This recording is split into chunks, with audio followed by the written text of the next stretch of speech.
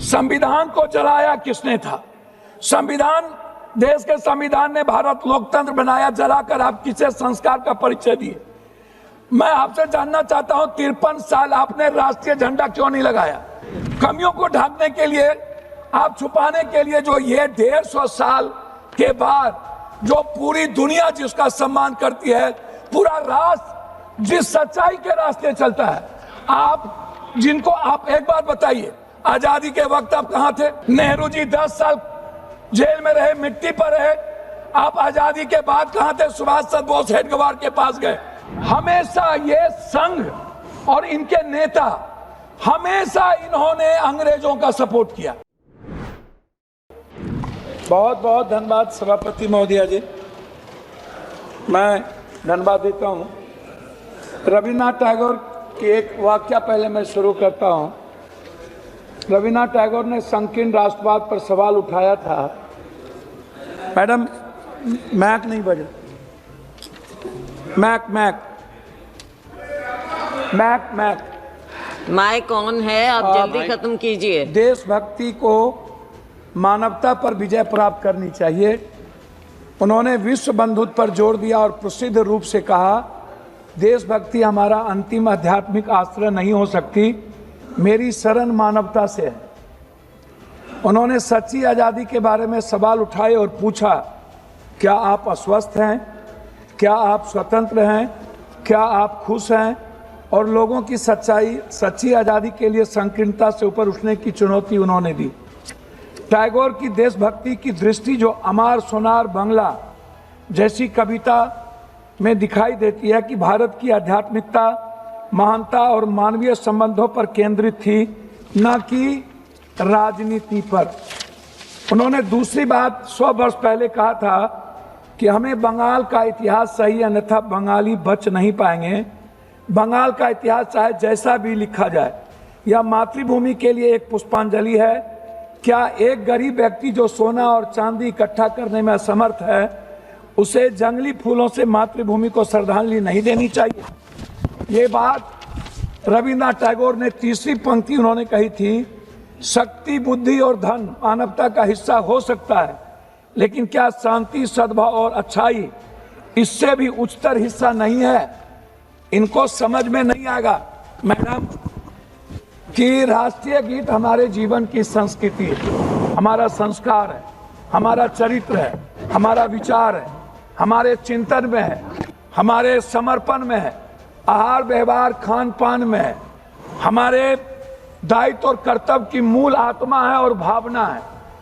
अब ये 150 साल के बाद इस तरह की बात इस सदन में कर रहे हैं, जहां समय, काल, पात्र, टाइम, पर्सन, प्लेस, वे, दुनिया, पूरी वर्ल्ड इकोनॉमी की बात कर रहा है, पानी की बात कर रहा है, हवा की बात कर रहा है, पूरी दुनिया आर्थिक आज़ादी की बात कर रहा है, हर व्यक्ति की खुशियां की बात कर रहा है। ये हमें संस्कार पढ़ा रहे हैं, कोई संस्कार नहीं है। ये वो लोग हैं मैडम, वंदे मातरम सिर्फ एक चीज नहीं है, वह निभाने की चीज होती है। राष्ट्रीय गीत सम्मान जरूरी है, पर राष्ट्र की समस्या का समाधान, ये बात हम नहीं कह रहे हैं, ये बात रविन्द्रनाथ टैगोर ने कहा था।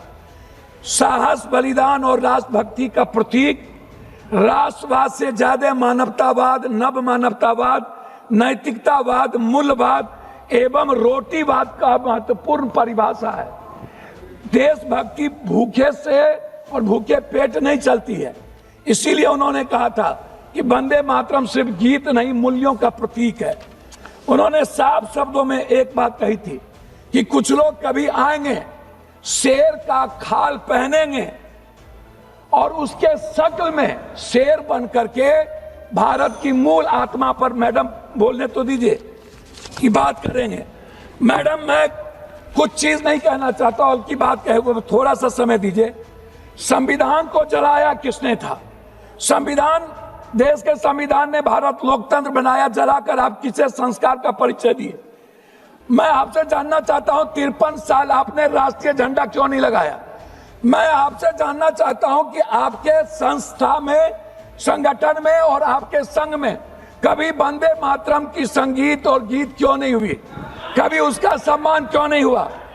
मैं लाखों, दूसरी बात मैं आपसे एक बात कहना चाहूंगा, जब पूरा दुनिया, आप जो आज यहाँ अपनी कमियों को ढकने के लिए, मैडम 2-3 कमियों को ढकने के लिए, आप छुपाने के लिए, जो ये 150 साल के बाद जो पूरी दुनिया जिसका सम्मान करती है, पूरा राष्ट्र जिस सच्चाई के रास्ते चलता है, आप जिनको, आप एक बात बताइए, आजादी के वक्त आप कहां थे?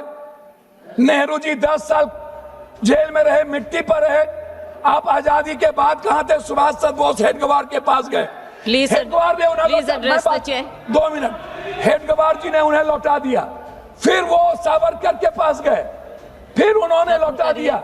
हमेशा हमेशा ये संघ और इनके नेता, हमेशा इन्होंने अंग्रेजों का सपोर्ट किया, हमेशा ब्रिटिश हुकूमत के साथ रहे इन्होंने। मैं आपसे पूछना चाहता हूं, कौन सी सोच तिरंगे नारे और राष्ट्रगान से भरा बन गई आपके लिए? मैं आपसे ढोंग के बारे में नहीं पूछूंगा, लेकिन इतना पूछूंगा कि जो जिद, अहंकार और वफादारी आप जिसके लिए कर रहे थे, वो आप बता दीजिए। मैडम, मैं लास्ट आपसे, जब आप कह रहे हैं तो जब बात इलाज कर रहा हूं, हमें आप एक बात बताइए, मोदी जी के भारत की बात ये करते हैं, हम शुरू करते हैं मोदी जी की भारत, खाली 2 मिनट में खत्म कर देंगे। हम शुरू करते हैं मैडम मोदी जी की भारत सिर्फ 2 करोड़ नौकरी से। हम शुरू करते हैं जो वर्तमान में आज भारत का हर व्यक्ति बंदी बना हुआ है, करोड़ों लोग। इंडिगो को आप देख लीजिए, पूरा भारत गुलाम बन चुका है मैडम। दूसरी चीज, मैं शुरू करता हूं आपको स्विस बैंक के पैसे से।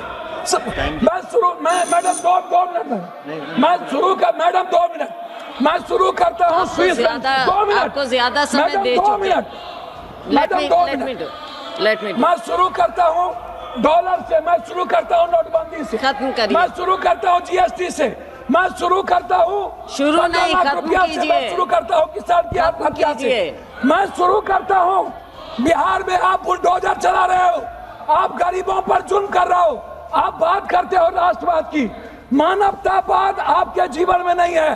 आप इकोनॉमी की बात नहीं करते हो, आप एजुकेशन की बात नहीं करते हो, आप वाटर की बात नहीं करते हो, आप प्रदूषण की बात नहीं करते हो, आप रुपया की बात नहीं करते हो, आप शेयर मार्केट की बात नहीं करते हो, आप स्किल की बात नहीं करते हो, आप स्टार्टअप की बात नहीं करते हो, राजेश रंजन जी, आप बंद कर दीजिए। आप बात करते हो कब्रिस्तान, ईद, बकरीद, आप बात करते हो नफरत की, आप नफरत पैदा करते हो।